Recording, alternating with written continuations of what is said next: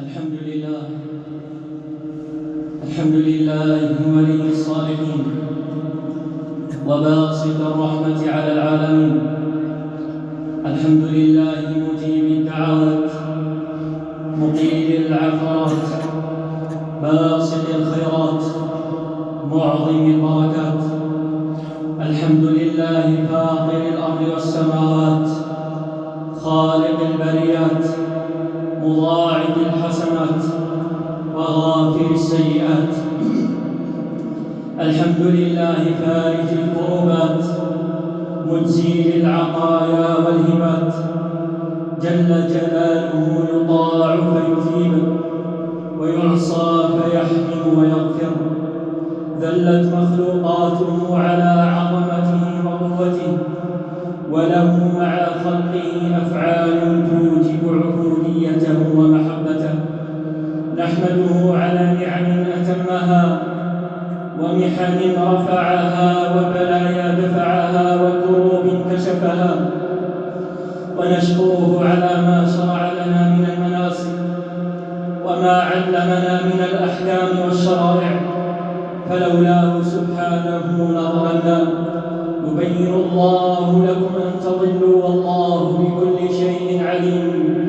وأشهد أن لا إله إلا الله وحده لا شريك له، شرع الأعياد لعباده وفاض على خلقه من هباته، فهم بعيدهم يفرحون ومن رزق ربهم يأكلون. وأشهد أن نبينا وحبيبنا وقرة أعيننا محمدًا عبده ورسوله صلى الله عليه وسلم أقام للإسلام أركانا، وبنى وشيد له بنيانا، وربى له أنصارا أنفقوا أموالهم في بذله وضحوا في سبيله، فصار الإسلام دين الله الخالد لا يبليه طول زمن ولا يغيره تحريف محرف ولا تبديل مبدل، إنه دين الإسلام العظيم. أما بعد عباد الله، فاتقوا الله عز وجل واعلموا أنكم على دين عظيم، وهو دين الإسلام الذي لا يقبل الله عز وجل سواه، ومن يبتغي غير الإسلام دينا فلن يقبل منه وهو في الآخرة من الخاسرين. دين أركانه 5: شهادة أن لا إله إلا الله وأن محمدًا رسول الله، وهذا أعظم واجب عليكم، توحيد رب العالمين وإخلاص الدين له واجتناب الشرك المبين، والحذر كذلك عباد الله من الشرك الخفي الدفين، فإنه سبب الخسران المبين. وأما الركن الثاني من أركان الإسلام وهو الصلاة عباد الله، التي هي عماد الدين وأعظم ما فرض بعد توحيد رب العالمين، ولا حق في الإسلام لمن تركها أجمعين، فهي نور المؤمنين وسبب الفوز والتمكين. والركن الثالث عباد الله وهو الزكاة، وهو طهرة الأموال وتمام الإيمان، فريضة على أهل الإسلام والإحسان، بها يسد الفقر وترفع الأحزان، وهي حق الفقير في مال الغني بالبرهان. والركن الرابع عباد الله وهو صوم رمضان، وهو شهر القرآن، شهر الرحمة والإحسان، فيه تفتح أبواب الجنان وتغلق أبواب النيران، وتضاعف فيه الحسنات في الميزان، وتزكى فيها النفس ويهذب اللسان. فطوبى لمن أدركه فصامه إيمانا واحتسابا طلبا لرضوان الله والغفران. والركن الخامس عباد الله من أركان الإسلام وهو حج بيت الله الحرام، فريضة على كل امرئ من أهل الإسلام، فيه يجتمع المسلمون من كل بر وآلام ملبين لله الواحد الديان، يبتغون يرجون رحمته ومغفرته والرضوان، وهو ختام أركان الإسلام. الله أكبر الله أكبر، لا إله إلا الله. الله أكبر الله أكبر ولله الحمد. الله أكبر الله أكبر. ما علت بعظمته المخلوقات فلا خروج لها عن أمره. الله أكبر خضعت لجبروته البريات فهي تمضي بحكمه. الله أكبر دانت لله المخلوقات فحواها ملكه. الله أكبر الله أكبر. كم من دعوة بالأمس إلى الله رفعت. الله أكبر. كم من قلوب به سبحانه تعلقت. الله أكبر. كم من دمعة في عرفات ضربت. الله أكبر. كم من رغبة عن النار اعتقت. الله أكبر. كم من نفس إلى الجنة والرضوان استوجبت. فسبحانه من أحصى عددهم وسمع أصواتهم جل في علاه، وعلم سرهم ونجواهم وقبل دعاءهم وأحاط بأحوالهم ومرضاهم. فهنيئا لهم، هنيئا لمن حصل واغتنم وفاز بطاعة ربه وانتهج طريق النعم وسار على هدي نبينا عليه الصلاة وسلم. الله أكبر الله أكبر، لا إله إلا الله. الله أكبر ولله الحمد. الله أكبر ما لبى الحجاج وكبروا. الله أكبر ما وقفوا بعرفات وتضرعوا. الله أكبر ما رموا الجمار وحلقوا. الله أكبر ما طافوا بالبيت وسعوا. الله أكبر ما ناموا بمنى وتعبدوا. الله أكبر ما ذبح المسلمون ضحاياهم فأكلوا منها وأهدوا وتصدقوا. اللهم تقبل من الحجاج حجهم ومن المسلمين ضحاياهم. فيا عباد الله، اتقوا الله عز وجل وحققوا التوحيد، توحيد رب العالمين، واعلموا أن دعوة الرسل كلها دعوة لتوحيد الله سبحانه وتعالى.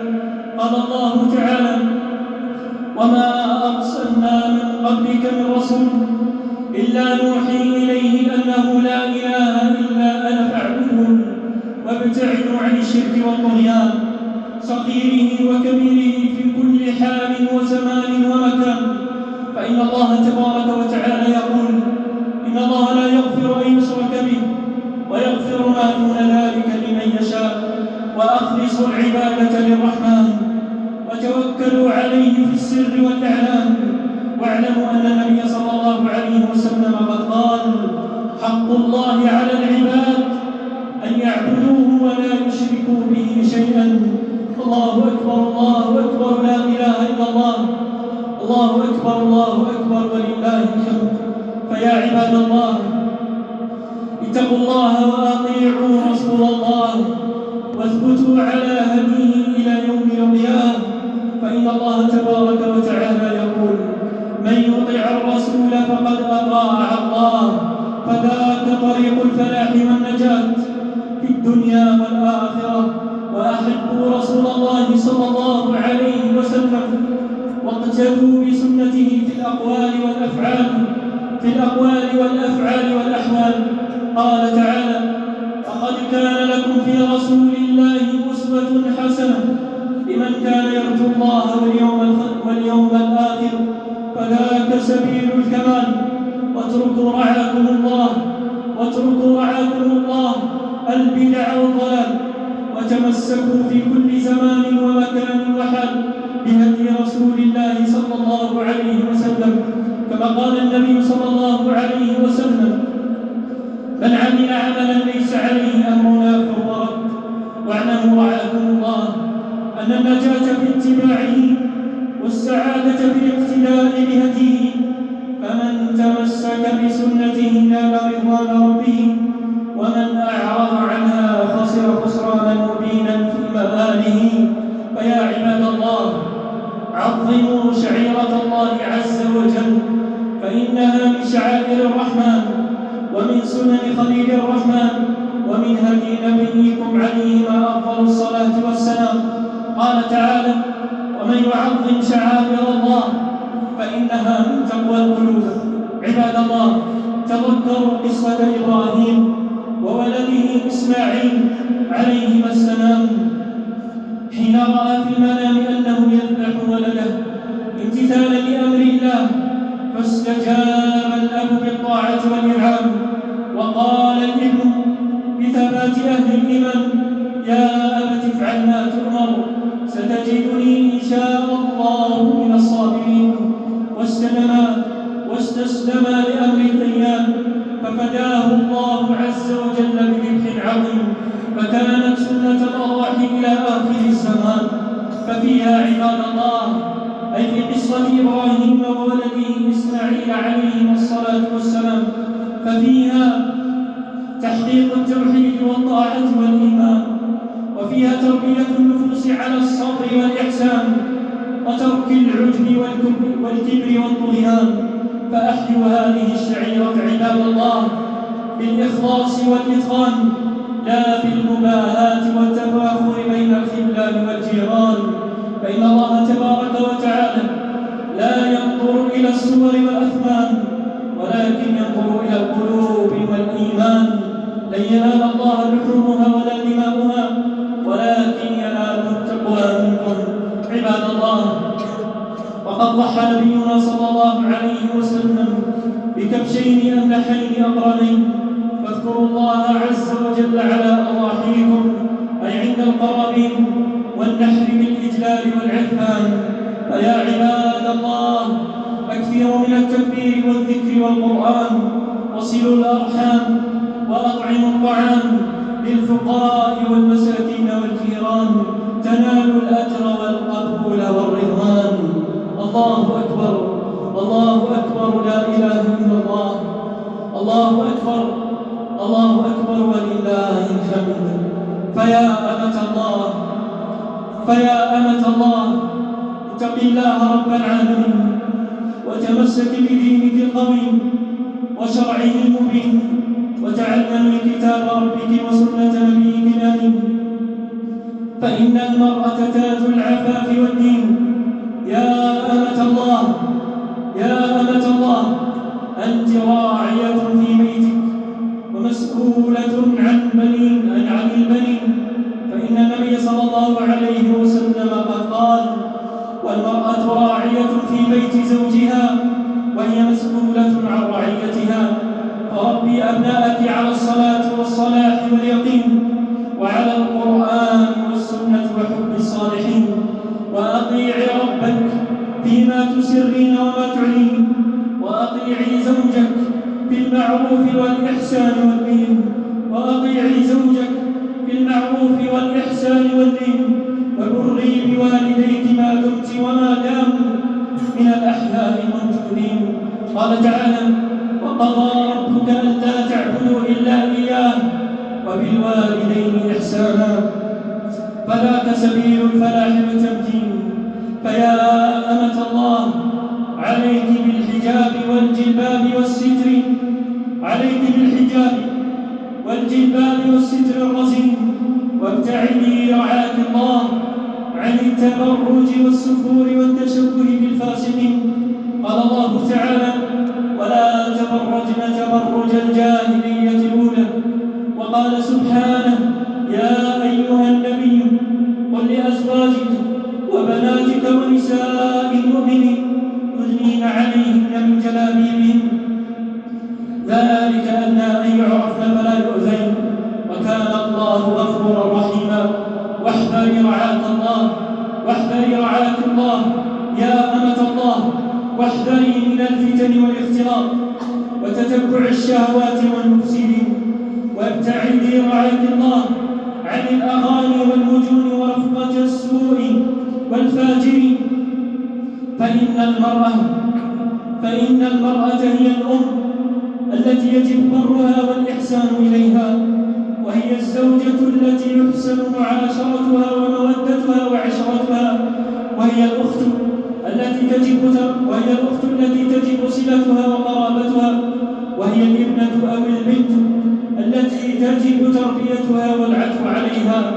فلا تهمن امرأة عاقلة عن منزلتها التي الله سبحانه وتعالى بها رفعها، فلا تنزلن رعاكن الله في دركات التبرج والفتن واتباع الشهوات والضلال، ولا تسقطن أنفسكن، أي ولا تسقط المرأة نفسها في مواطن الانحراف والانحلال.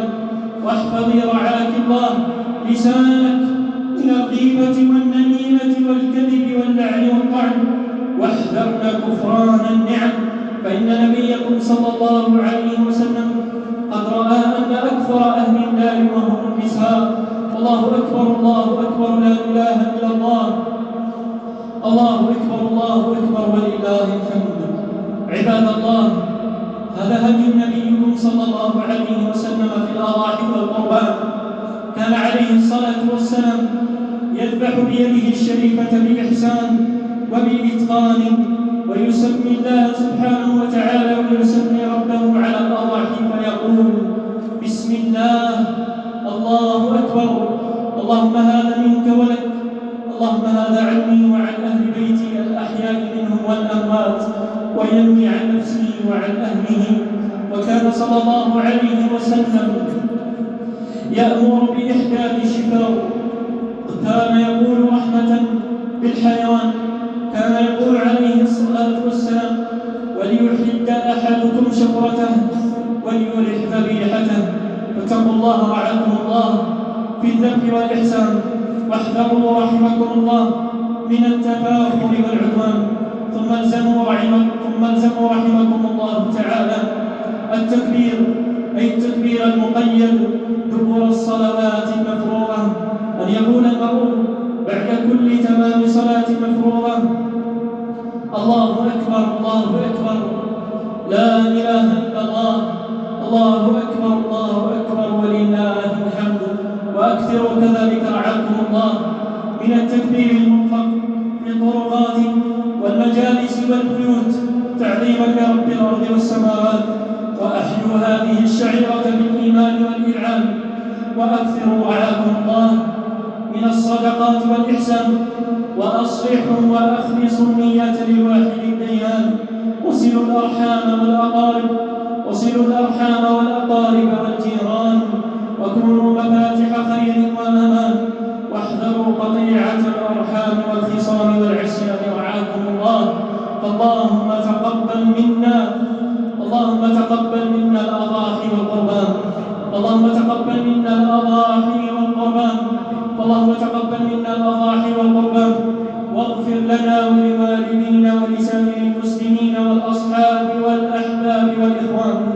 وأصلح اللهم لنا النيات والأعمال والإيمان، واجعل عيدنا هذا عيد خير وبركة وأمان. وآخر دعوانا أن الحمد لله رب العالمين. فاللهم تقبل منا إنك سميع الدعاء قريب مجيب. اللهم تقبل منا هدينا، وتقبل منا أضاحينا، واجعلنا صادقين مخلصين يا رب العالمين. اللهم أحينا بأهل التوحيد والسنة، وأمتنا على التوحيد والسنة. اللهم اجمع كلمتنا على التوحيد والسنة. اللهم اغفر ذنوبنا واستر عيوبنا وأصلح قلوبنا وأصلح ذات بيننا، واجمع كلمتنا ووحد صفوفنا وأصلح ذات بيننا، واجعل آخر كلامنا مرضاك. لا إله إلا الله وحده لا شريك له، له الملك وله الحمد وهو على كل شيء قدير. عباد الله، تقبل الله منا ومنكم صالح الأعمال، تقبل الله منا ومنكم الدعاء والصيام. فاللهم تقبل منا